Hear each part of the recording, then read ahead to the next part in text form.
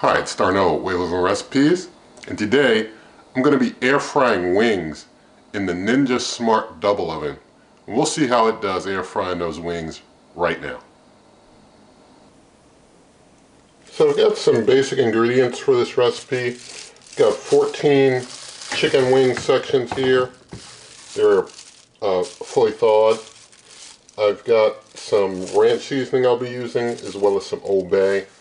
And the preparation is pretty easy. Just going to basically sprinkle on some of this ranch all over the wings, and then sprinkle on some Old Bay.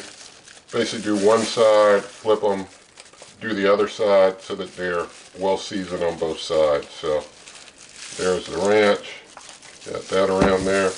You can use the seasoning of your choice, even if you just want to use basic salt and pepper. That works well too. With the Old Bay, it gives a little kick. The ranch is a rather mild flavor, so it's a nice mix. The Old Bay, I guess you don't want to overdo it, but just get a little sprinkle on there. I'm going to make sure that one in the back got some, and flip it over. Just flip on over and do the other side of them real quick. Alright, so all the chicken is now prepared. I'm going to start transferring it into this air fry basket, and while I do that, the hand, which did not touch any chicken, is going to turn the cooker on. I'm just going to hit the bottom button. I'm going to go to air fry for the cooking temperature. I'm going to up it to, say, 425. For the cooking time, I'm going to up that to 20 minutes.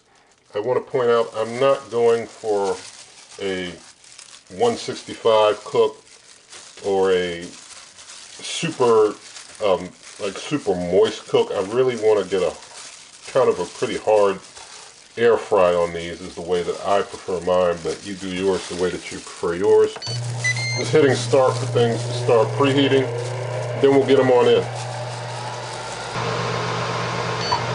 Alright, preheat's done. Just pausing it while I get the rack in. I've got a rack on the bottom with a bake pan, since there might be a lot of drippings to catch. And going to go ahead and start it up. I've got, of course, the air fry basket on the higher rack level on the bottom.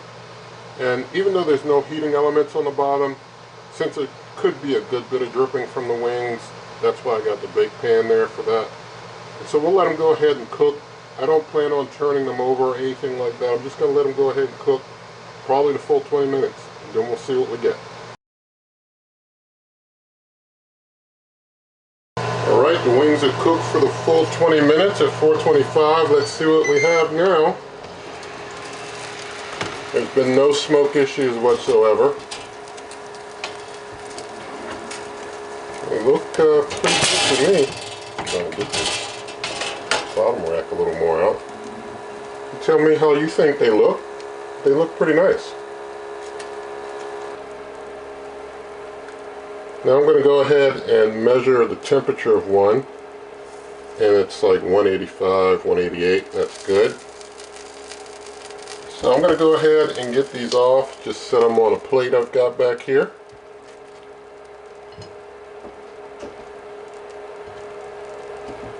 Let me show you underneath.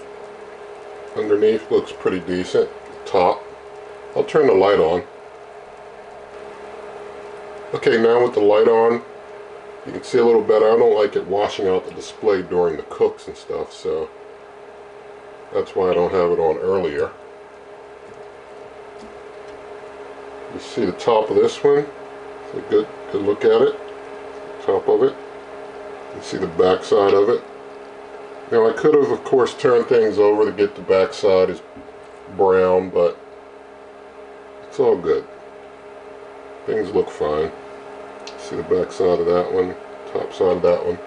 You do get a bit more browning on the top though. Well, this one, you can see the back side is not too bad there. And top side, I mean, it's a little more on the top side than the bottom, but still. Overall, not bad. So this one here, these are in the back. So you see in the back, it looks like they got a little harder of a fry than the one in front. So there we go. So I'll just get these last ones off, and So I'm set for maybe 5 minutes to just reabsorb some juices a little bit. That's the last one.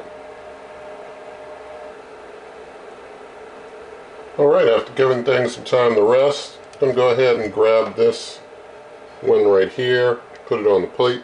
We'll do a taste test. So thank God for this wing, and let's taste.